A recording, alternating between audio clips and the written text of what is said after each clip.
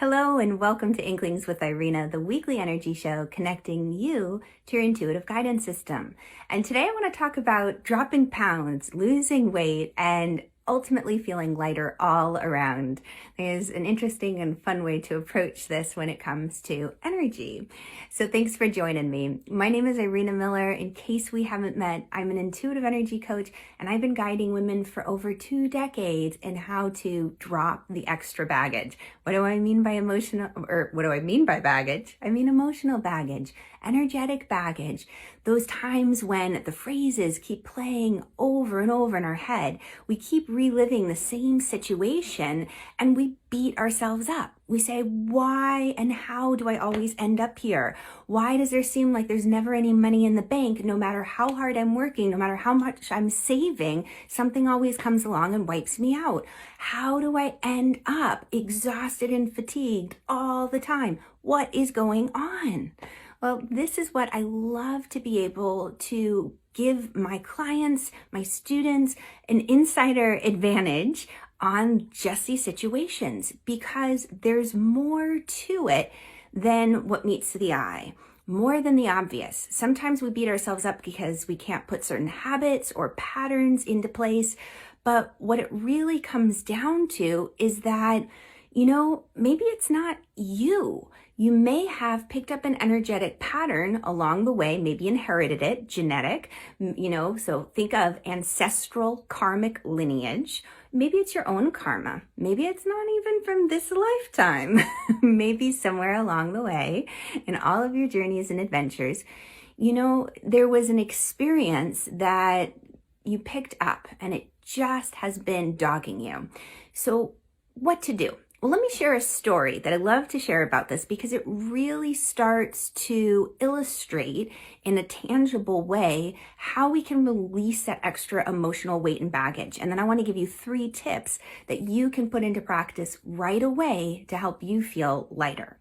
So this story is about 2 monks. Now, these 2 monks, they have taken a vow of silence and a vow of celibacy, and they love to spend every afternoon after lunch going for a walk in the woods. It's a way to just kind of refresh their mind, calm down halfway through the day, and prepare for the rest of the day ahead.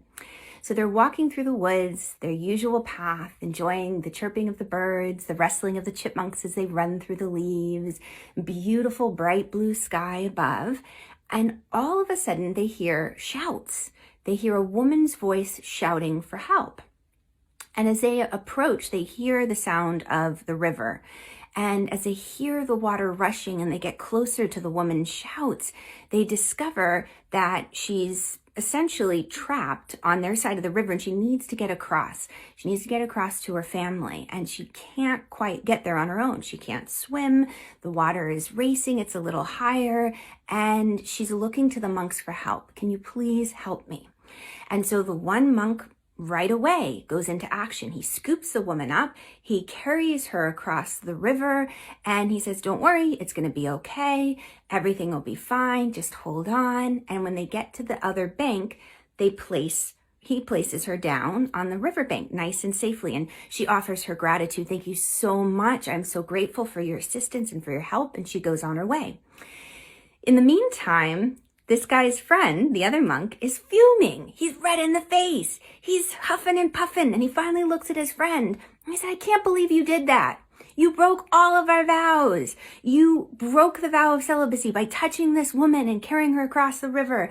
And then you talked with her. What were you thinking? I can't believe you did that.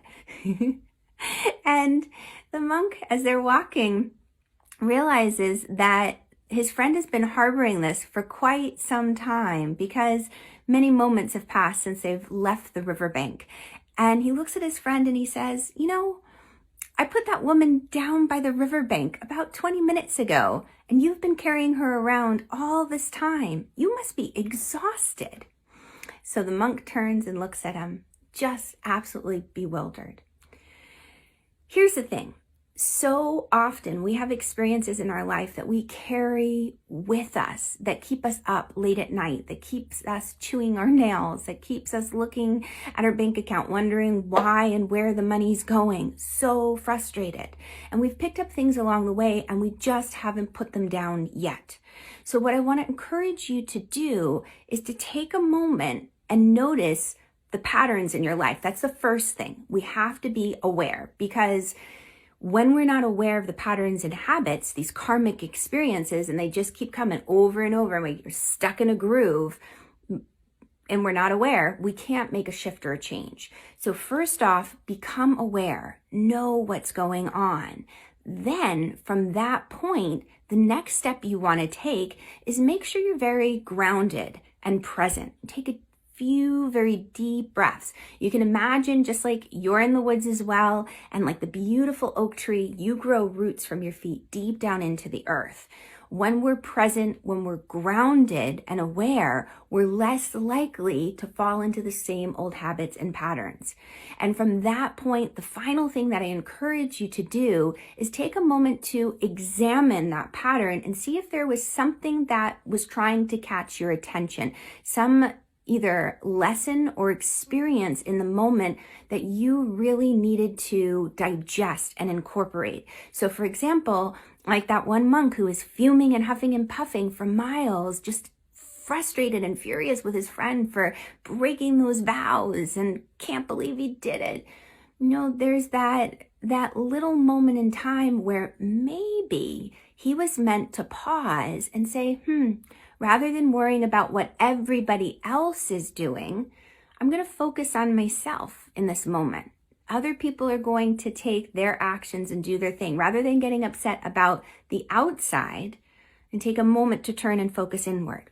So those three things are great places to begin. Number one, be aware. Number two, ground and be present. Number three, when you're aware and you're present, you can take that observer role, and it's so much easier to look at the situation and say, okay, what's the message in this mess for me right now? What am I meant to connect with?